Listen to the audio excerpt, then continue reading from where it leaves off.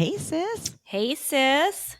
How was your vacation? Well, my trip got off to a rough start. I'm not going to lie. I guess I'm the last person on earth to know about this. But I kept ignoring the signs of getting my real ID. So I show up at the airport before my flight and I'm told I can't get on because I don't have a real ID. I only have my driver's license. That's And that TSA like pre-check? like TSA. Oh my God. And actually, no, it wasn't even TSA. I didn't even get there yet. It was the ticket counter. Oh, right. So I was like, I started crying in the line, trying to, and the girls were like, "It's okay, mommy." And I thought and then they were like, "Tell somebody your grandmother died. Tell them your grandmother died. They'll let you through." And the kids were saying that? Yeah. They were like, "Just say you're going to your grandmother's funeral." I'm like, I'm not going to lie. But because I've learned the lesson, this will be my public service announcement to all that are listening. If you don't have your real ID, then you better show up with a passport at the airport. So I did. Oh, you can get away with your passport. Yeah, you can use your passport. So the next day or your global entry card, which I have both, but I didn't have with me. Yeah, not with you. So I made it. Ours is like through a driver's license, like well, because I renewed my driver's license. So but otherwise, I would have not had any clue. Well, the lovely state of California doesn't automatically update your driver's license like the sweet, wonderful state of Texas. And you have to file a whole separate application. So anyway, I had to go cancel flights, rebook flights, cancel driving, rental cars, the whole freaking thing. And then we finally got there a day late to Jackson Hole. And that was wonderful to spend time with my bestie Ellie and her husband, barbecue man, Brent Harman, owner of Sunny Brian's. This is so beautiful. It was beautiful. It's so beautiful. But you know what I realized? Like, so my kids now our kids are at a age where they don't want to travel without their friends now. They're like bored on vacation. Like we were that way. And you think about how mom and dad started letting us bring friends to Hawaii when we would go. I always did because you had a buddy there, but they always let me bring someone. Well, the first year or two, we didn't bring friends. And then I think it was getting to the point because I distinctly remember sitting in the condo and all I wanted to do was watch Nickelodeon, and it pissed mom and dad off so badly. And they would yell at me, and all I wanted to do was watch the stupid shows on Nickelodeon. And so I didn't get mad at my kids. I did make them do one hike, and then the other ones I let them like stay back in the condo because I didn't want to fight with them. But we did. I showed you the pictures. We did that hike to the magic crystal at the top. That's a 700-pound white quartz crystal from Brazil that they helicoptered in to the top of the mountain. Wow. And that you and Ellie were humping in the picture. Yes. Yeah, we were like, okay. So I look at that picture. We'll have to post the picture because, all right, like it does look like I'm giving birth to a 700-pound crystal rock. And I think it's totally meant to be because this is like, it was a rebirth for me because if you think about it, my whole life right now is new. I mean, I'm like getting divorced. I'm living, in a new place. I'm trying to get a new house. I'm like all the things, like everything is new. And so we all got around that rock, me, Brent, Ellie, Reagan, Vivi, and we touched that rock and we crouched down around it. And I'm not kidding you. When I tell you the force of prayer that the five of us had, even my kids, we were all like silent. I mean, I think it was like 5 minutes. We were just holding onto this crystal and manifesting everything. It was so beautiful. And like it brought tears to my eyes, and my kids too. I mean, think about the year they've had with the fire and all the change and all that. All of it. So we were all just like had our hands and our heads bowed on the rock and then on the crystal. And then we got up, Ellie and I were like, let's take a picture with the rock. And we didn't know we were posing in that way, but it really surely looks like I'm giving birth to that rock. And I think I am giving birth to a new me, Whitney. I'm giving birth to a new me. All right. I thought it was humping, and I guess you're not quite ready for that yet. I'm not quite ready for the humping, although I keep getting a lot of pressure to hump, but I'm just not there. So, I'm going to just hump in your own good time, girl. I'll hump in my own good time. I'm just going to hump crystals until there you go. Pillows and crystals. That is practicing some safe sex. Oh my God. But yeah, it was great. You were cooking a lot there too. Yes, cooking a lot because, it's very expensive to eat out in Jackson Hole. Oh, I And bet. another thing teenagers don't like to do is go sit for a long time at a long dinner. So, and either does Ellie's husband. He owns Right. restaurants, but he doesn't like to sit Yeah, I at didn't them. want to get in them. Yeah. So I did a lot of cooking and they don't cook. I gave them this huge list of groceries to get because she said, text me what you want me to get. Well, I'm putting all the stuff, all the herbs, all the spices, all the different cheeses, all the things. And she picks me up and she's like, Jesus Christ, Courtney, this list, like I've never felt so much anxiety at a grocery store. And Brent and I were running around and then I was like, what is this? And he's like, what the hell is halloumi? And I was like, halloumi cheese? He's like, yeah, halloumi. And I was like, it's a cheese. Like, well, we couldn't find it. So I was chat GPTing what's the closest thing to halloumi cheese And feta? Paneer. Well, I feel like that's harder to find. Okay. Same here. And I was like, what? So they brought the paneer because I was going to grill the halloumi, make a salad with like garbanzo beans and tomatoes and cucumbers and like the halloumi and the spice and the herbs and stuff. So that night I went to get the halloumi substitute, the dupe. Will now be the new name for this and forever and always. Yeah. Thanks, Brent. We went, and so I got out the paneer and I took one bite and I threw it in the trash. I said, I'm sorry, we can't use this. And she was like, no worries. Because you know what? I didn't know this about paneer because I only eat it when it's in Indian food, right? I've never cooked with it before. It's so bland. Like it has like no tofu flavor. The consistency is similar to the halloumi, but not the the taste. So we didn't have that salad. We pulled an audible and just did, I don't even remember, but we cooked. I did marinated chicken. I did skirt steaks. I did salmon, and they loved everything. See, that's the great thing about cooking for people who don't cook. They think everything you make is so delicious. Yes. I think we should only invite people over to our parties who don't cook and will really appreciate it. Yeah, we should. And we had lots of meaningful conversations around the dinner table with the teenage girls. Okay. Well, I knew I could rely on this with Ellie. And I told her before, I said, we got to like have some heart to hearts with the girls. Because crack these girls open. They're 12 and 14 and they're getting to the age where they need to know about certain things. They know it all now. They know it all. And they were to the point where we were talking about blowjobs. Okay, how did this all come about, please? Well, let's see. I don't remember how blowjob came up, but they both said they wanted to know what that was. It was like, girls, haven't you learned that in sex ed? And they were like, I don't know. We tuned it out. Like they weren't listening. And so Ellie explained what it was. And they were like, this conversation I let her before. Oh yeah. She's had to explain oral sex when her moral sex. Yeah. When her son thought it was moral sex. Yeah. We told that story to them. The best. And they were like, oh my God. And they couldn't believe it. And they were grossed out. And they asked if I did that to Daddy. And I said yes. And they were even more horrified. And oh God, I just don't lie to my kids. I don't lie to them. I think it's good. I'm just like, oh, awkward. But, you got to be honest, and let's be honest, they're going to do it one day. So. And that's what we told them. And they were like, no. And Ellie was like, yeah, you're going to, and you're probably going to like it.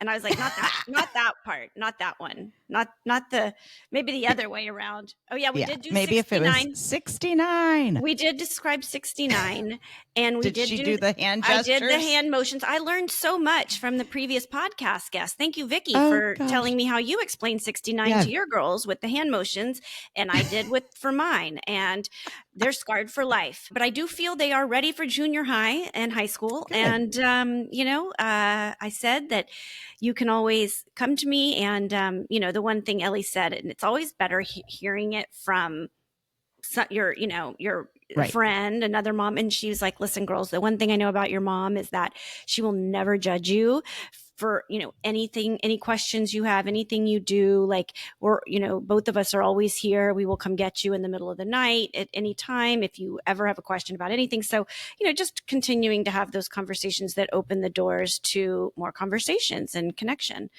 So Absolutely. mom, I love mom, but that wasn't a generation where you talked about those kind of things. So it felt a Mm-mm. little weird, but it also felt like natural. Like they need to know these things. So Well, that that's was hysterical. interesting. Yeah. So that was good. We went to Utah, got to go to the dairy farm. Yeah. Learned a lot about, they made cheese there, which is my kind of dairy. Were you able to sample it? And So not the milk. We did sample cheese. We got those cheese curds okay, after. I saw the dill pickle one and I was Yeah. like, oh my God. I know. And did you know that when you eat a cheese curd, it's supposed to snap in your mouth, like squeak in your mouth? Oh, you did know Kind that. of like Okay. halloumi. Yeah. So Halloumi. we were popping them in our mouth like popcorn and everyone was waiting for the squeak. It was like, I got one, Um, but it's really interesting because they have these robots that milk the cows now. Oh, yeah, yeah, yeah. They have it at the state fair. You can go stick your fingers in there. Speaking of BJ, Yeah. I got a little you oral got play. sucked off. I saw. I got some oral play by a baby cow. Yeah, on my fingers. It's quite sensual. You can see it on our Instagram, my Instagram. Oh, Um, God. yeah, they thought my fingers were teats. They were They sucking do. so hard. Happens at the Um, barn all the time with the new it's baby so animals. cute. Yeah, I was thinking a lot about you on this farm. But there was tons. There were pigs. There were all sorts of things. But these cows, they kind of roam free. They want to go get milked. They go up 3 to 4 times Yeah. a day. Feels so good for them. And then after Yeah. they It's like, milk, yeah, it's a release. when you're when you're Yeah. breastfeeding Yeah. as a mom and you get that, Yeah, it's the going to pressure. squirt all over the place. Right. So they go, they get released, and then they get a treat. Like they get this like high protein snack that they love. And so they're like conditioned to go and do it. All was a very big learning experience. So You said you had the paneer yeah. disaster. Yeah. I had a halloumi disaster. Halloumi. Uh-huh. A halloumi Uh-huh. disaster. I was going to make that uh, grilled zucchini and the grilled halloumi from New York Times recipe. That's Great so good with the recipe. green Great sauce. recipe. Yep. So good. And I get the halloumi and I go in and I cut it open and it is vile, like rotten. It Halloumi was, doesn't go bad.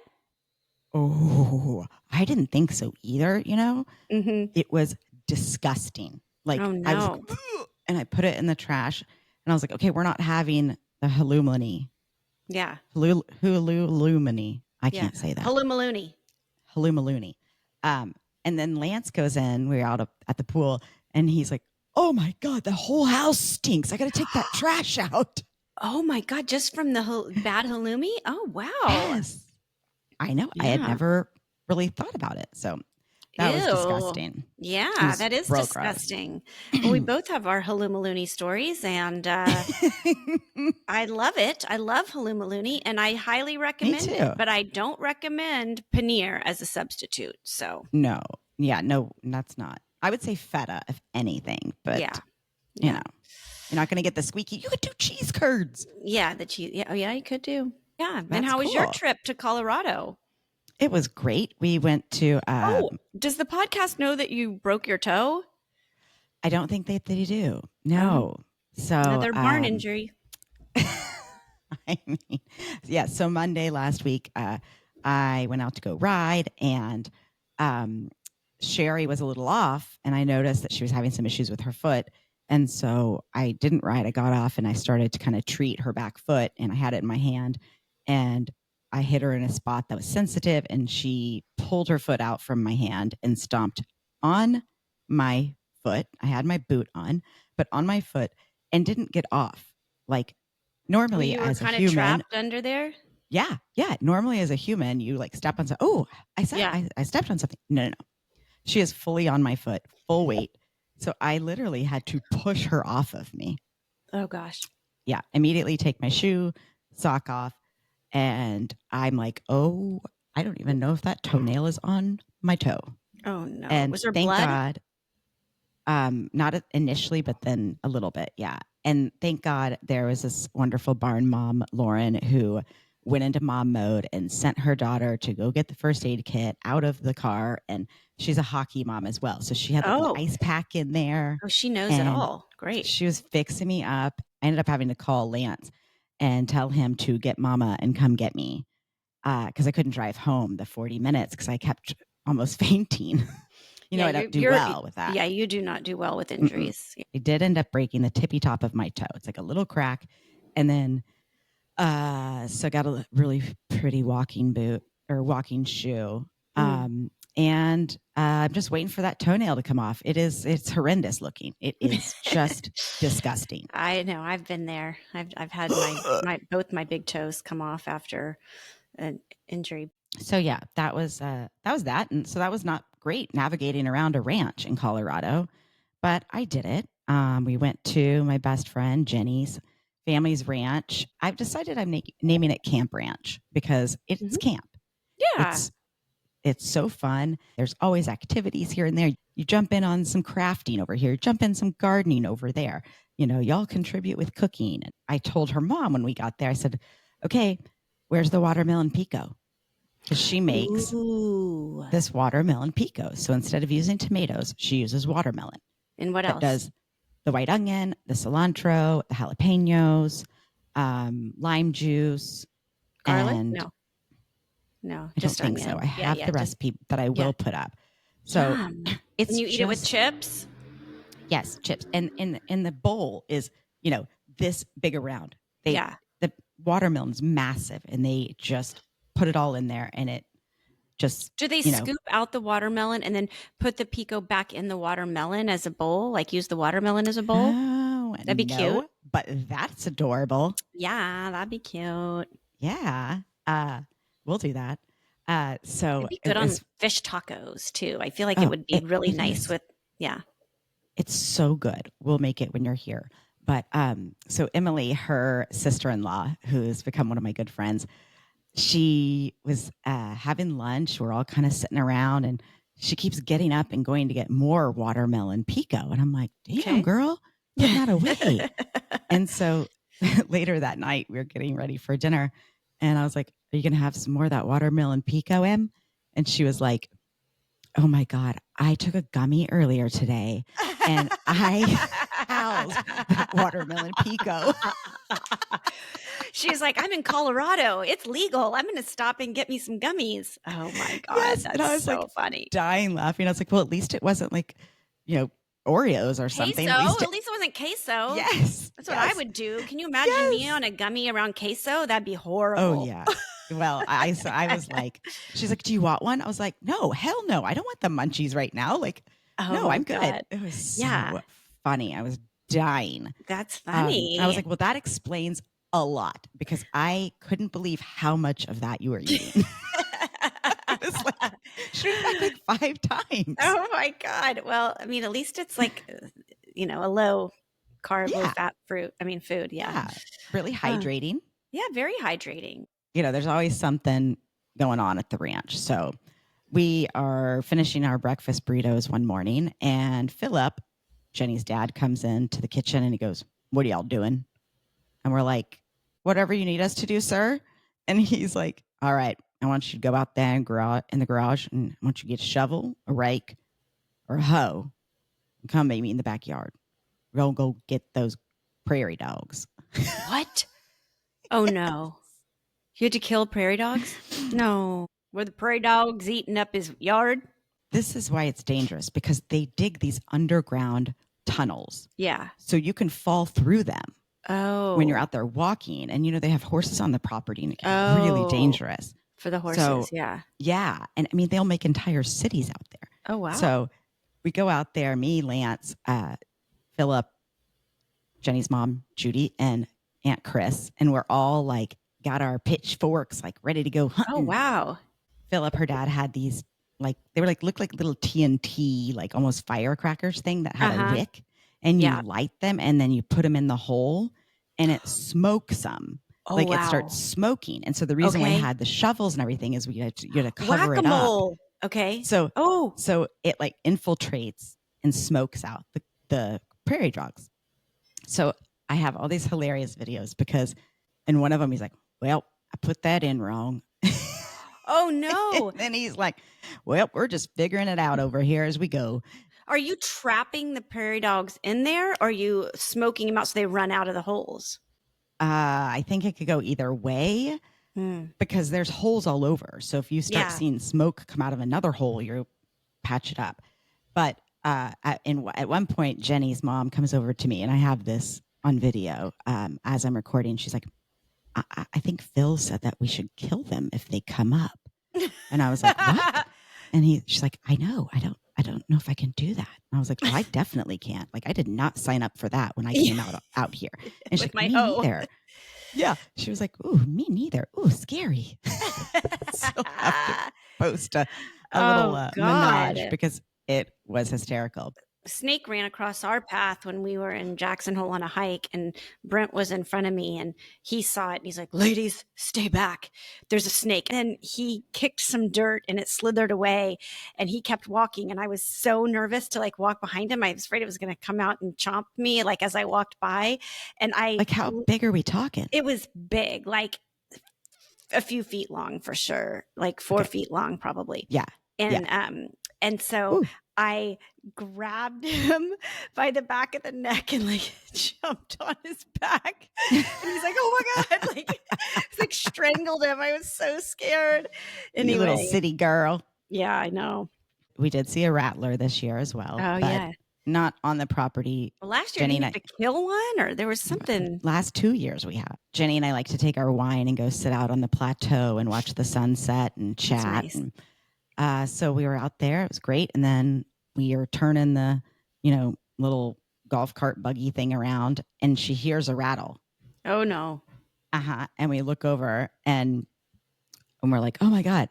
And she's like, should I run over it? I'm like, no, we can't do that. It's just a baby. And she's like, and this is all on video too, after several glasses of wine. Yeah. And she's like, it's not a baby, Whitney. It's about 4 feet long. So did you run over it? No, I wouldn't let her. And then we get back down and they're like, why didn't you kill it? I'm like, I couldn't. I know. I couldn't either. I know. We're all God's creatures. We were on its territory, okay? Yeah, if it's coming on ours, then that's a different story. But right. I agree. I agree. Yeah. We are all God's creatures. That's right. Well, Court, before we hop off, I think we've both been just reeling about the devastation happening in Kerr County and the surrounding areas with the floods. Yeah. We've had several friends, family affected. Many people. It's just been horrendous. Every story I hear, I just keep crying because I just can't imagine the fear that these people have gone through and are still going through. Yeah. But we do have a former mama from one of our guests, Mama Rita Cheetah Fajita Margarita. Her kids were on the podcast, first season 1. Correct. She managed to hold onto a pole in her front patio while her grandkids were in a tree. Mm-hmm. And she lost everything. Mm-hmm. So they have started a GoFundMe page for her. I will make sure that we get that up there. Yeah, we can put it in our email this week. Absolutely. And also, please go and support the Kerr County Flood Relief Fund if you can donate to that. I know there's several locations taking in clothes, diapers, also, the animals that were affected, pets and such. So please go and help Texas. I just want to share a first, so the listeners know, really, like, this is a firsthand account. I know when I shared my firsthand account of the fire on the show, we got a lot of feedback that it was really helpful to hear, and people wanted to know what was going on. And so one of my best friends from college, her daughters were at Mystic, and she posted, I think this must have been a text message or an email, like probably the first communication she had with her daughter right after the flood. So she said that from her daughter, they call her Tiny, which is funny because that's my nickname too. Yeah. Water rose up from the door, Mom. The only way out was to break the back window and climb out. It was 3 a.m. and I couldn't find my shoes. I was so scared, but I kept going. I had my retainers in, but didn't want to lose them. So I put them in the pocket of my pajamas. We climbed through the window and headed up the hill. The rocks really hurt my feet, and I was so cold and shivering. We got to the top of the mountain, and our counselor, Annabelle, was with us and was so awesome. She kept us safe under a tree. We huddled, shivering and singing songs in the dark. Mom, I thought I was going to die. I was so scared. The thunder and lightning was so loud. Once it got lighter out, we made our way back down to the Cypress side of the camp, and then Annabelle threw us over the river, and we ran into the dining hall of Cypress, where we sat in the dark.